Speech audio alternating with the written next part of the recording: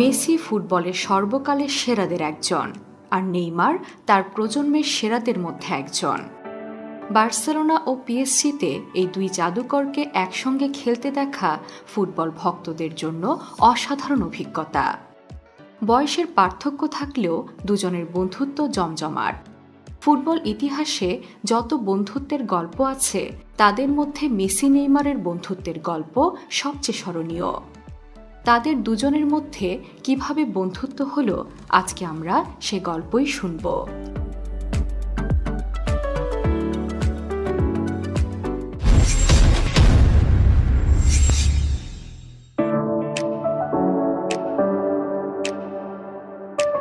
নেইমারকে বহু আগে থেকেই ব্রাজিলের অন্যতম সেরা প্রতিভা বলে বিবেচনা করা হতো, কিন্তু ইউরোপে তিনি কতটুকু সফল হবেন সেটা নিয়ে সবসময় সন্দেহ ছিল, কারণ তার শারীরিক গঠন। তিনি যখন বার্সায় যোগ দেন তখন ছিলেন খুবই হালকা পাতলা গড়নের। তাছাড়া বার্সার খেলার ধরনের কারণে শরীরের ওপরে ধকলও যায় খুব। বার্সেলোনায় সহজে মানিয়ে নেওয়া ছিল খুবই কঠিন, নেইমারও পারেননি।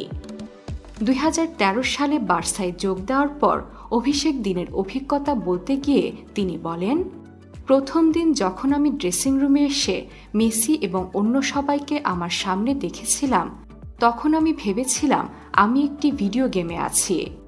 আমি তাদের সাথে কথা বলতেও ভয় পেয়েছিলাম। সব মিলিয়ে বার্সায় শুরুটাও ভালো হয়নি নেইমারের। প্রথম কয়েক মাস তার প্রতিভার কিছুই প্রকাশ করতে পারেননি।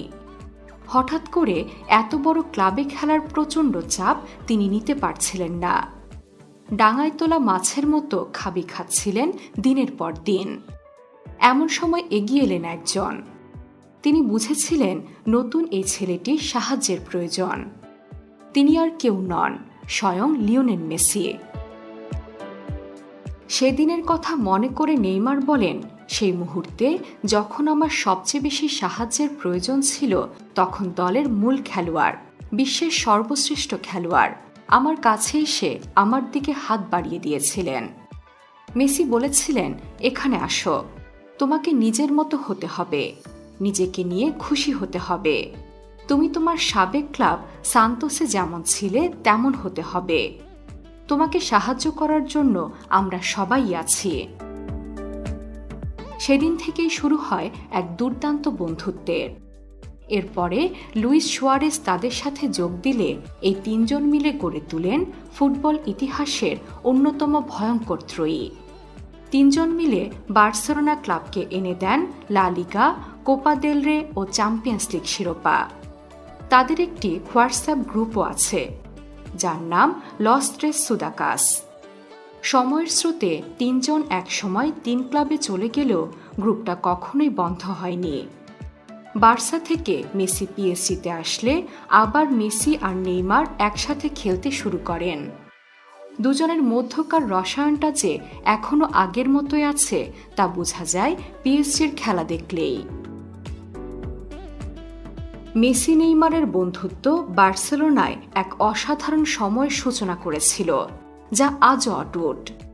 একসময় দুজনেই হয়তো খেলা ছেড়ে দিবেন, কিন্তু তাদের বন্ধুত্বের বন্ধন খেলার মাঠের বাহিরেও চিরবন্ধুত্বের জয়গান গেয়ে যাবে বলেই তাদের সমর্থকদের বিশ্বাস।